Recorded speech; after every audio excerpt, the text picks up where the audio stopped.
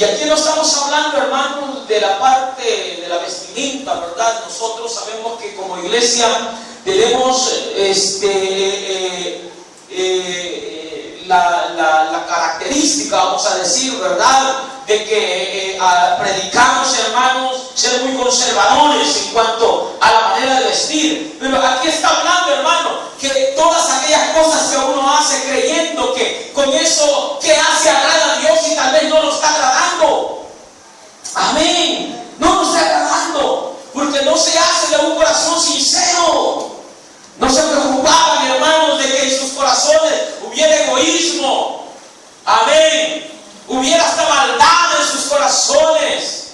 Era gente que su única preocupación, hermano, era el cumplimiento de los rigores de la ley. No les importaba la contaminación que había en sus vidas. El Señor les dice, bueno, ustedes hacen prosélitos y los hacen, ¿qué? Hijos del infierno. Jesús les dijo, vosotros sois de vuestro padre el diablo, porque las obras de vuestro padre el diablo hacéis. O sea que los corazones, la vida de aquellos hombres realmente no era lo que ellos profesaban a la luz, hermanos, de todas esas cosas externas que practicaban, como eran los rituales de la ley. Amén. Hemos dicho anteriormente que hoy en día se está, hermanos, contaminando tanto a la iglesia por ese relativismo, ¿verdad? Que no importa, prácticas paganas, prácticas del mundo involucradas, hermanos, con actividades de la iglesia que no tienen nada que ver. Amén. Alaba su nombre. Y la gente cree que solo por el hecho de cantarle al Señor y de estar sentados oyendo una predicación o ser miembro de una iglesia y llevar su vida como bien les parece, creen que con eso han ganado el reino, pero esa es una falacia, esa es una mentira total. Amén. Aleluya. Dios, hermanos, oiga por favor, Dios no puede ser burlado, dice la palabra del Señor. Aleluya. Dios no puede ser burlado. Fíjense que yo entré en un conflicto con este mensaje. Entré en un conflicto porque de repente, hermanos,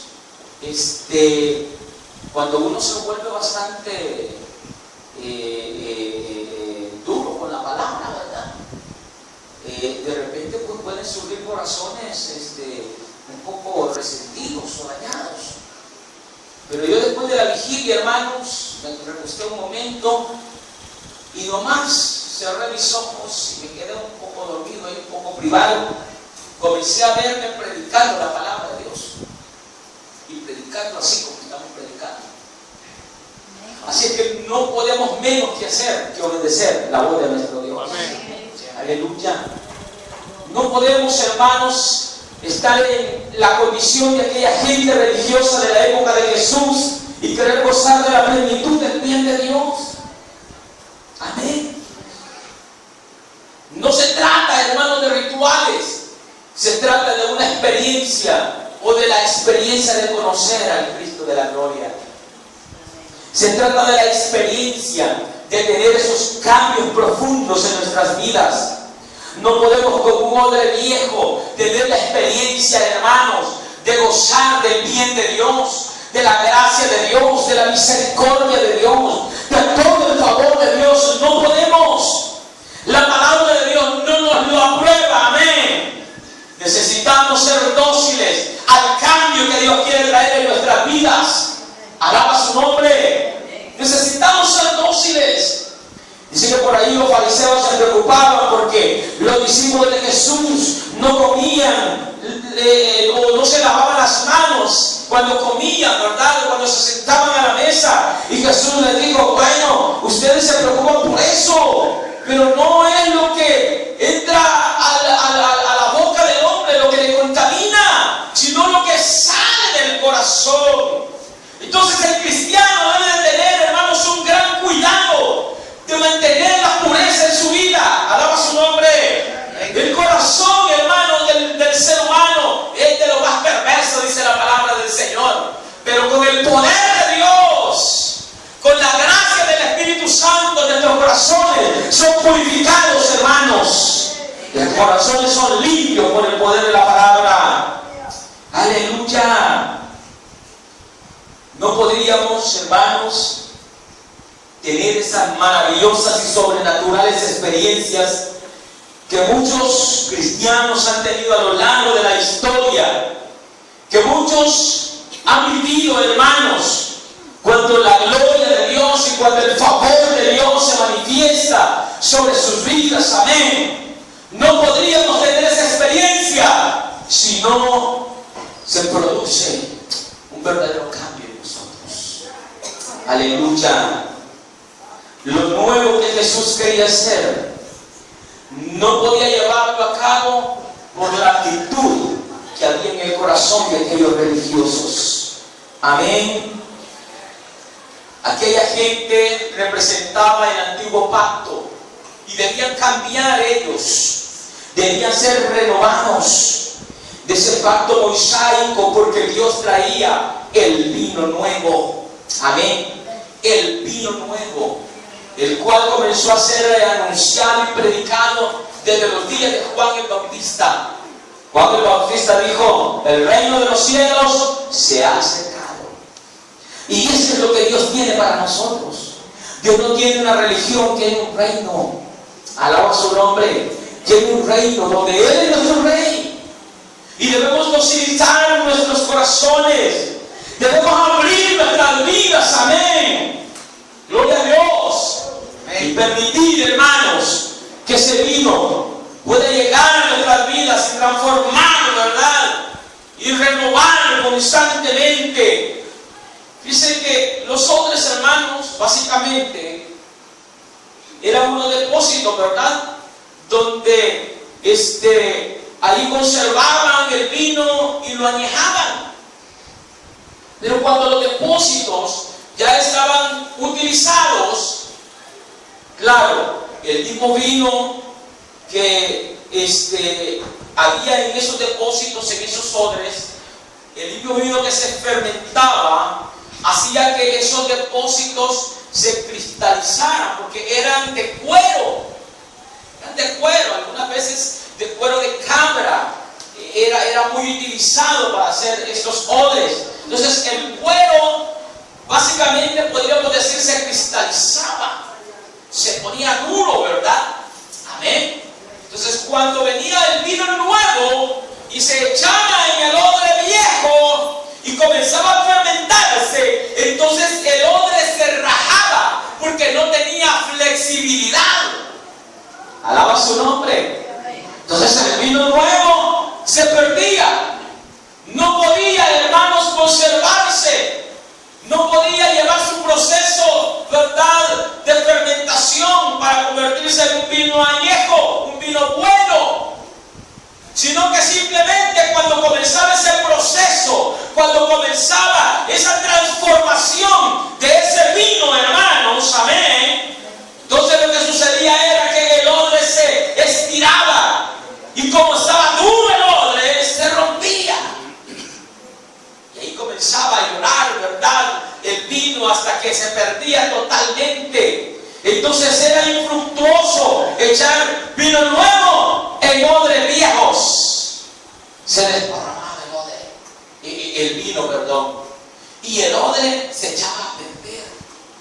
Ya no servía para nada, porque ya se había rajado. Y ya no se podía ni cocer, porque cocido no servía. Amén. Debería estar en cuero únicamente. Generalmente lo que hacían era pelaban cuidadosamente el animal, ¿verdad? Lo pelaban y le dejaban solo el orificio del cuello. Oiga bien, solo el orificio del cuello. Y ahí el orificio del cuello solo lo amarraba, ¿verdad? Y de ahí todo lo demás no tenía añadidura, no tenía costura, no tenía nada. Era el cuero totalmente, ¿verdad?, del animal que sacaban.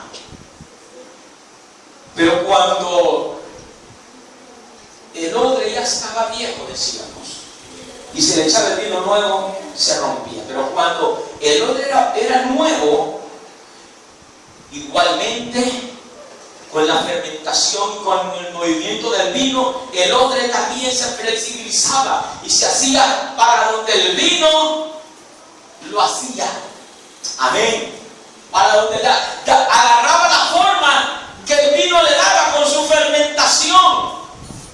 Amén. Posteriormente, por supuesto, ¿verdad?, se volvía a cristalizar el vino, pero ya el odre, pero ya el vino estaba dentro, ya se había fermentado, ya había cumplido su proceso. Amén. Ya no podía romper el odre. Por eso era necesario echar, ¿verdad?, el vino nuevo en odres nuevos. Ahora, cuando los odres ya estaban viejos, antes de echar el vino nuevo, lo que hacían era, lo sacaban y lo metían en piletas de agua. Y ahí estaba, ¿verdad?, en esas piletas de agua hasta que se ablandara. Y lo sacaban al sol y lo volvían a meter en la pileta de agua y lo volvían a sacar al sol hasta que daban la flexibilidad necesaria, amén, de poder ser depositario del vino nuevo. Dios quiere hacer eso en nosotros. Quiere, por medio del agua de su palabra, traer la transformación necesaria para nuestras vidas. Amemos la palabra, no nos resistamos a ella. Amén.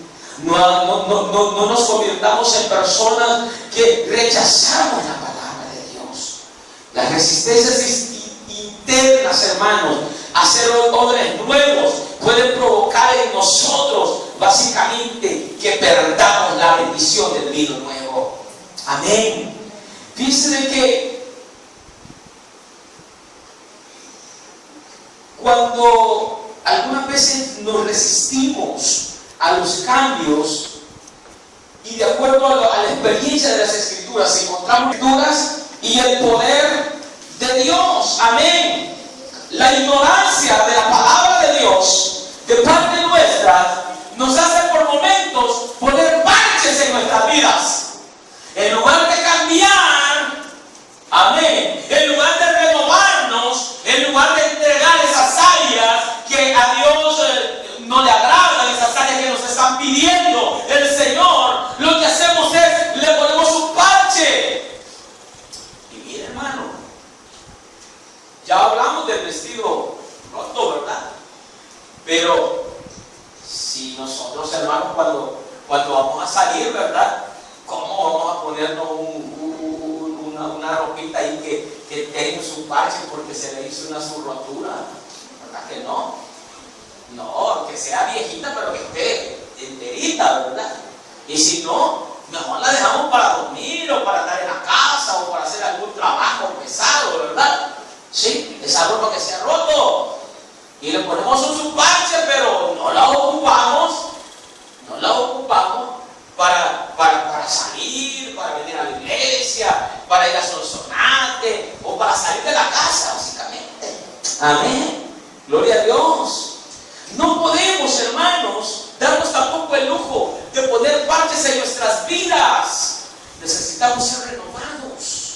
Nuestras vestiduras, nuestra vida en el Señor necesita ser renovada. Porque cuando nosotros venimos y ponemos esos parches, amén, gloria a Dios, es porque la palabra de Dios no ha llegado a nuestro corazón.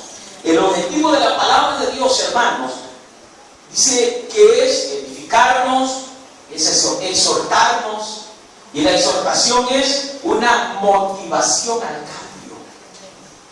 Esa es la exhortación. Entonces, cuando nosotros estamos siendo exhortados, lo que está haciendo la palabra de Dios es motivarnos al cambio. Amén.